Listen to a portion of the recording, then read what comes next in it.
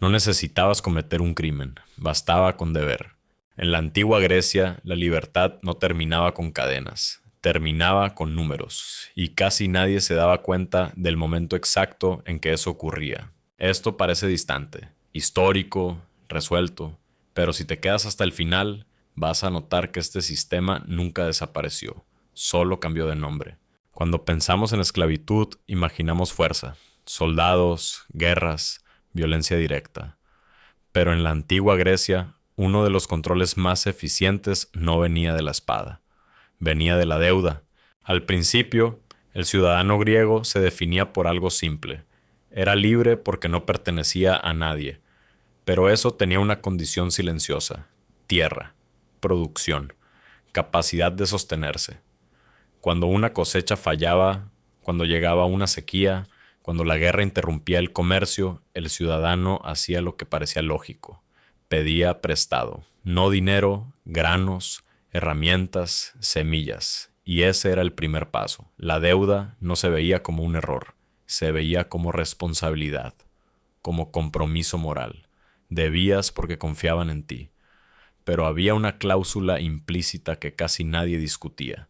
Si no pagabas, no perdías solo bienes, perdías derechos. Al comienzo, la deuda se cobraba con cosechas futuras, después con la propia tierra. Pero cuando eso no era suficiente, el sistema avanzaba, el deudor pasaba a trabajar para el acreedor, no como empleado, sino como garantía. Era temporal, al menos en el papel, pero el tiempo dejó de importar, porque mientras debías, no decidías. Trabajabas donde te indicaban, dormías donde te permitían, producías para otro, todavía eras llamado ciudadano, pero ya no actuabas como uno. Y entonces llegaba el punto sin retorno. Si la deuda persistía, el cuerpo se convertía en colateral. Podías ser vendido, exiliado, separado de tu familia, todo legal, todo previsto, todo aceptado. No fuiste castigado, simplemente fallaste económicamente. Lo más cruel de este sistema no era la violencia física, era la erosión silenciosa. El deudor perdía el derecho a votar, a participar en la vida política, a hablar como un igual. Seguía existiendo, pero ya no contaba.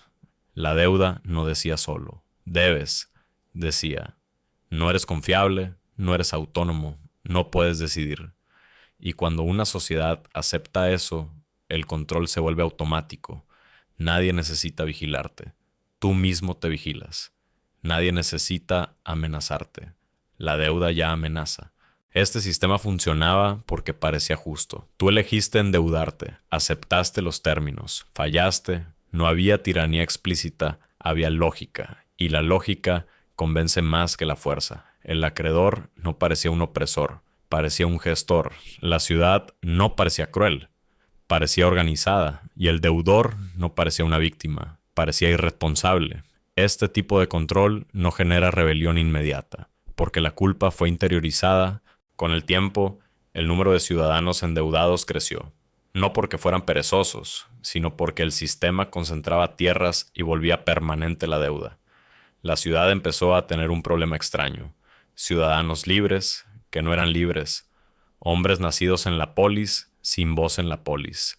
Y eso es inestable, no por moral, sino por matemática social. Una ciudad no se sostiene cuando la mayoría trabaja sin pertenecer. Cuando surgieron reformas, no fue por compasión, fue por miedo, miedo a la revuelta, al colapso, a la guerra interna. Algunas deudas fueron canceladas, algunos cuerpos liberados, pero el principio no murió. La idea de que deber reduce el valor siguió viva, solo fue refinada. Y aquí está el punto que casi nadie percibe. El sistema ya no necesitaba la esclavitud formal, porque había descubierto algo mejor.